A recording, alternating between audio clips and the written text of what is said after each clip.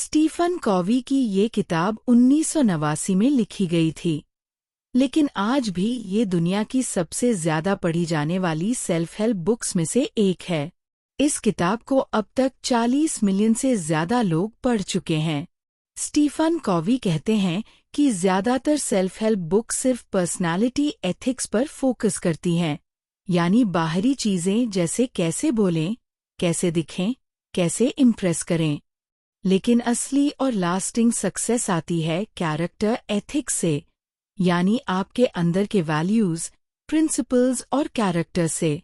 ये किताब उन्हीं 7 हैबिट्स के बारे में है जो एक इंसान के कैरेक्टर को इतना मजबूत बनाती हैं कि सफलता खुद उसके पीछे आती है। पहली हैबिट है बी प्रोएक्टिव, यानी जिम्मेदारी लो। स्टीफन कॉवी कहते हैं कि दुनिया में 2 तरह के लोग होते हैं, रिएक्टिव और प्रोएक्टिव। रिएक्टिव लोग वो हैं जो हर चीज के लिए दूसरों को, हालातों को, किस्मत को ब्लेम करते हैं। मेरी नौकरी नहीं लगी क्योंकि इकोनॉमी खराब है। मेरी जिंदगी ऐसी है क्योंकि मेरे घर का माहौल ऐसा था।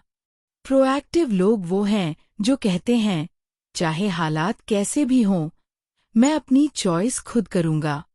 प्रोएक्टिव होने का मतलब है अपनी जिंदगी की जिम्मेदारी खुद लेना।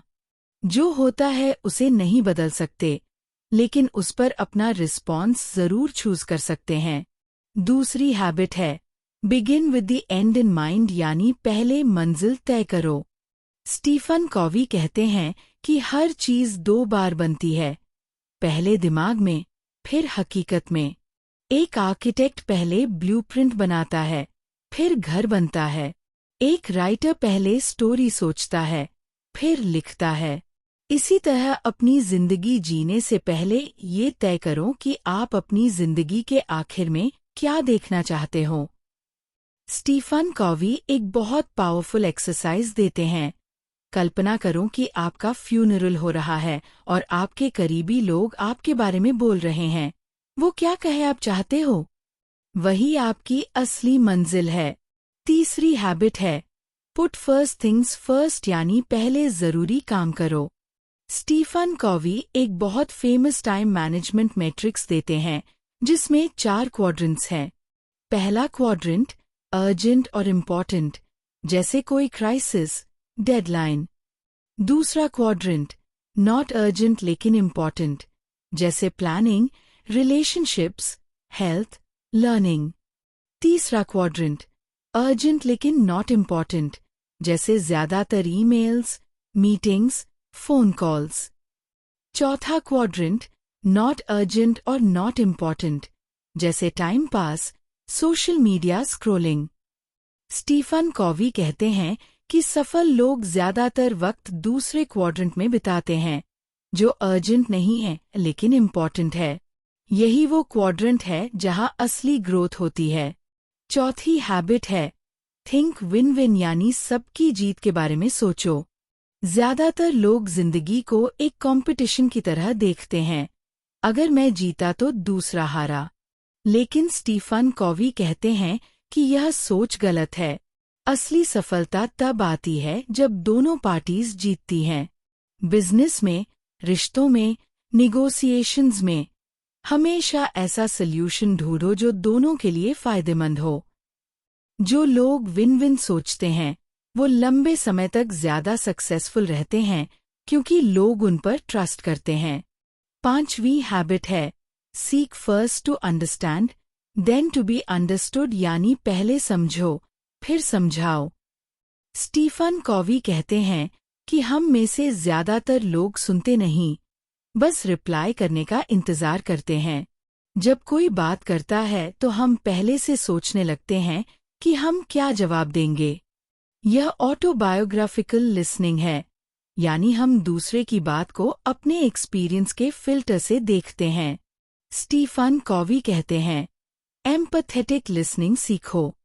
पहले दूसरे इंसान को पूरी तरह समझने की कोशिश करो, उनकी फीलिंग्स को, उनके पर्सपेक्टिव को।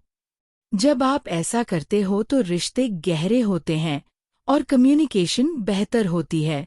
छठी हैबिट है सिनर्जाइज, यानी मिलकर काम करो। स्टीफन कॉवी कहते हैं कि जब 2 या 2 से ज्यादा लोग मिलकर काम करते हैं तो उनका कंबाइंड रिजल्ट अकेले काम करने से कहीं ज्यादा होता है। 1+1 2 नहीं बल्कि 11 होता है। यही है सिनर्जी।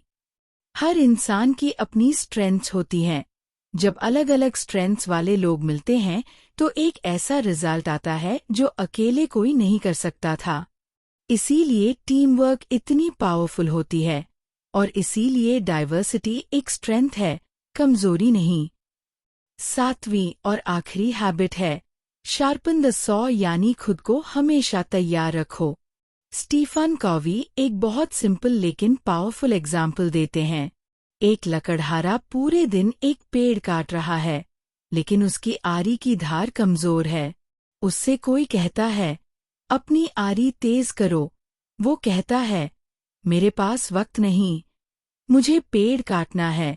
ये कितनी बड़ी बेवकूफ़ी है। इसी तरह हम सब अपनी जिंदगी जीते हैं, बिना खुद को रिन्यू किए। शार्पन द सॉ का मतलब है अपनी 4 डायमेंशंस को रेगुलरली रिन्यू करते रहो। Physical, exercise, nutrition, rest. Mental, reading, learning, writing. Social, emotional, relationships, empathy, service. Spiritual, values, meditation, nature. जो इंसान खुद को रेगुलरली रिन्यू करता है वो कभी थकता नहीं और हमेशा इफेक्टिव रहता है। इस किताब का सार यही है, इफेक्टिवनेस कोई टेक्निक नहीं है, यह एक कैरेक्टर है। जो इंसान जिम्मेदारी लेता है, मंजिल तय करता है, जरूरी काम पहले करता है, विन विन सोचता है, दूसरों को समझता है, मिलकर काम करता है और खुद को हमेशा बेहतर बनाता रहता है, वो इंसान हर फील्ड में, हर रिश्ते में, हर सिचुएशन में सफल होता है।